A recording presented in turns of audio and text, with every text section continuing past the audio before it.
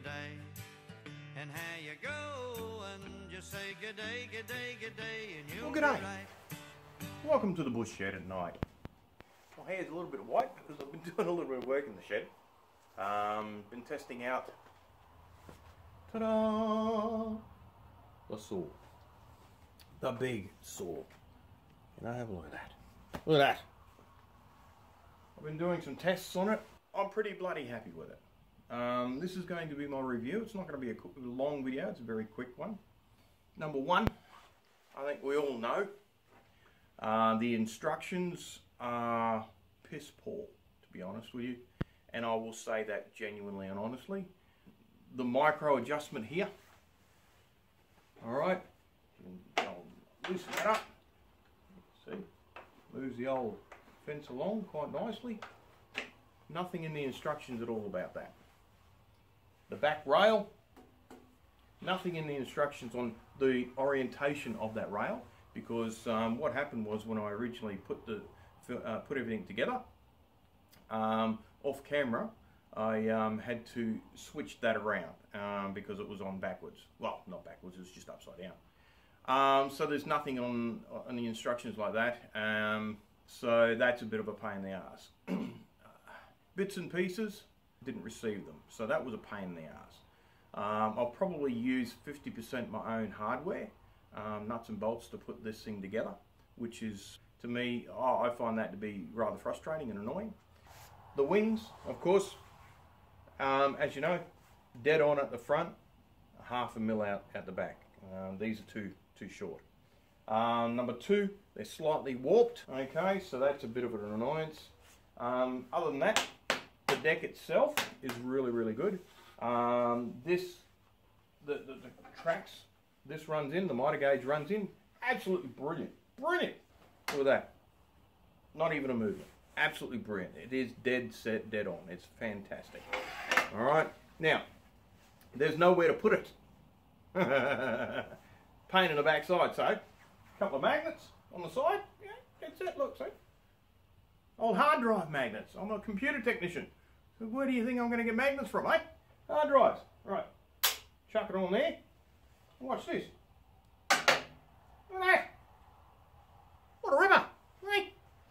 Sits up there nicely. Now, the only problem is it's just fallen down. The push stick. There's nowhere to hang it. Absolutely nowhere to hang it. So I need to try and figure out how to sort that out. It's heavy, I can't move it around, so I've got to put wheels on it to make sure it moves around. One more thing I will say, it's very annoying, I'll show you, is down here, you've got the control wheel, as you can see. Alright, but, look at that. That's loose already. So I've got to go in there and tighten that up. That's pretty much a bloody pain in the arse, that is. I can tell you that much. Oh, I know my finger's in the way, but you'll get over it. Alright, oh, there we go.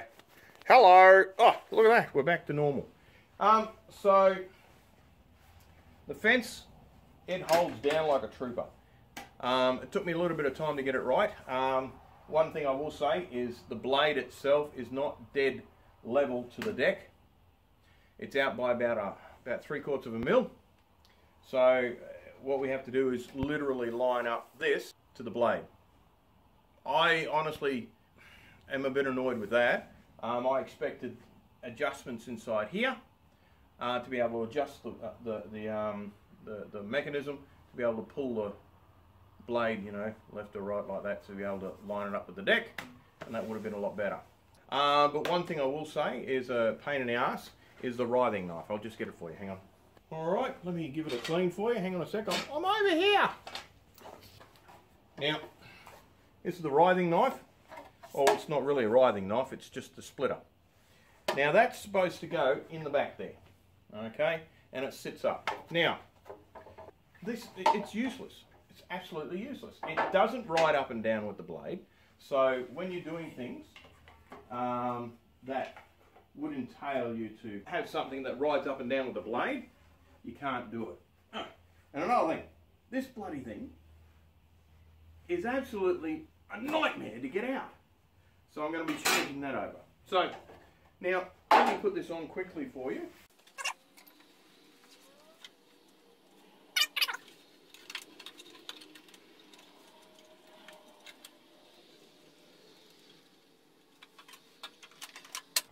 There you go. Okay, that's how that sits on there. The wood goes through and it hits these little knives. Alright, see those little knives there on the side? They're to prevent the kickback, so if you get it caught, it doesn't kick back on you. Now, that's been tightened up. Look at that. Look at that. Useless. Useless. So, and like I said, the annoying thing is the blade moves up and down, but this doesn't move up and down. So when you're doing smaller stock, and I'll show you something very soon, requires you to take this off. Okay, so you need to get that up there. You need to try and get this, see, this out of here. There you go. It's a pain in the backside. So, look at that. I've got to go off camera to do things. You shouldn't be able. You shouldn't have to do this to get it out. Okay. Right. See what I mean? Pain in the ass. Okay. This gets thrown away. I'll make my own insert, which will be a zero clearance insert, so I'll know exactly where everything is for the cut of the blade. Okay. I will also put a little pin at the back, which is 1/4 of an inch, which is 6 mils, and sticking up from the zero clearance.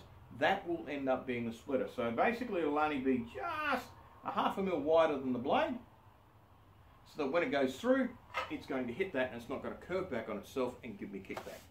So that's the only reason why that's I'm making that. Righto.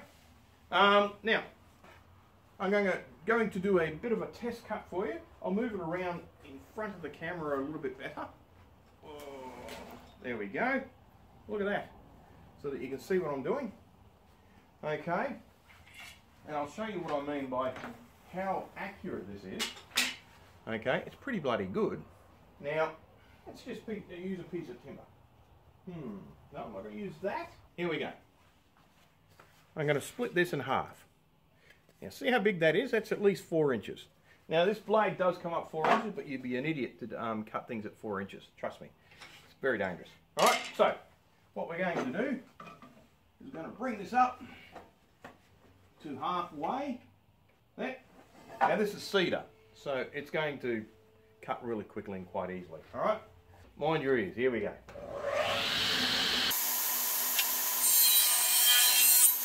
Look at that.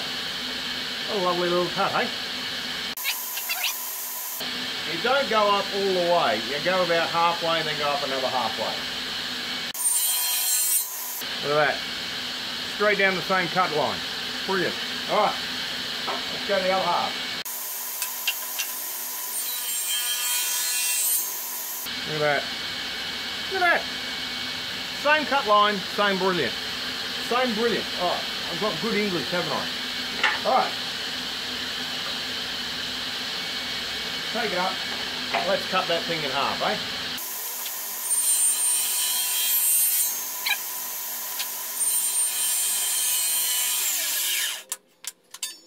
Look at that. Hey?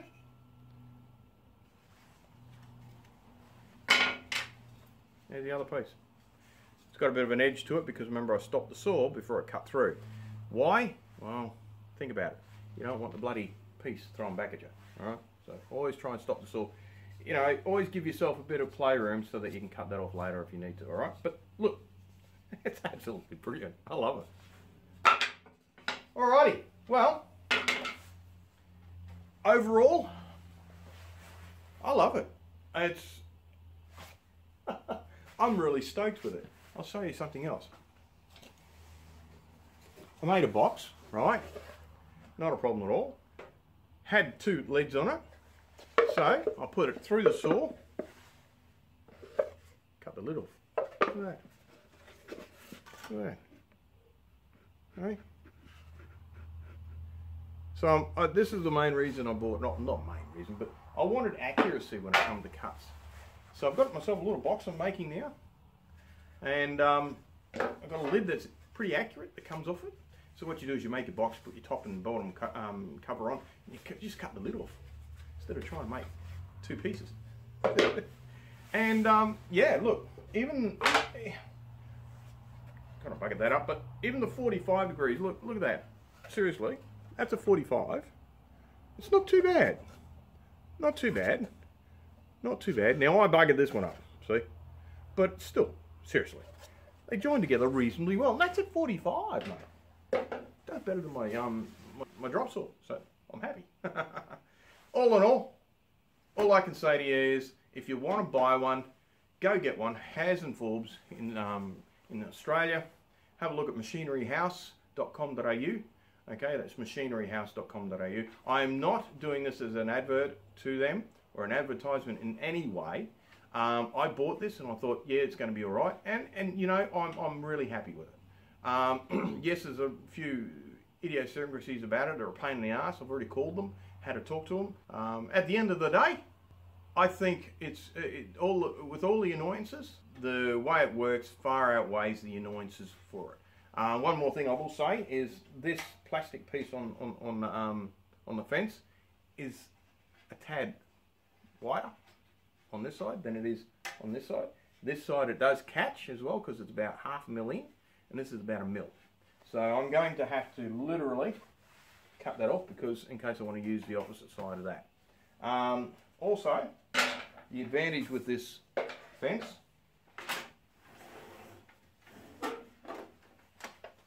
comes off quite easily.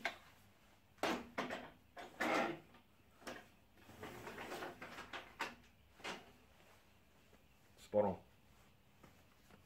That's the main reason I bought it, was accuracy. This is because it's a T-square. This is a T-square, all right? Okay, so when it pulls, when you get it on dead on, so you push in as you're getting the measurements here done. You're dead on there, push in, and as you push in, it holds it, so that pulls back to that, and then that goes bang straight in, dead up lined. Sweet, I'm happy. So SB-12 has and Forbes. Have a look. If you want to buy one, they're about $1,200. I think at the moment they've got a special on. Anything similar to this type of saw, get yourself one if you're a DIY or if you're a serious DIY like myself. And I'm a happy bloke. I'm as happy as Larry, as they say. All right. So yeah, beauty. I'm stoked. This is the Bush Shed. This is Ben saying like, subscribe, comment. Make sure you do. Take care of yourself. Peace and love, people. And I'll see you next time. Ciao for now. To be an Aussie whenever you're stuck for what to say. If you want to be dinky-die, why don't you give it a try? Look 'em right in the eye and say good day.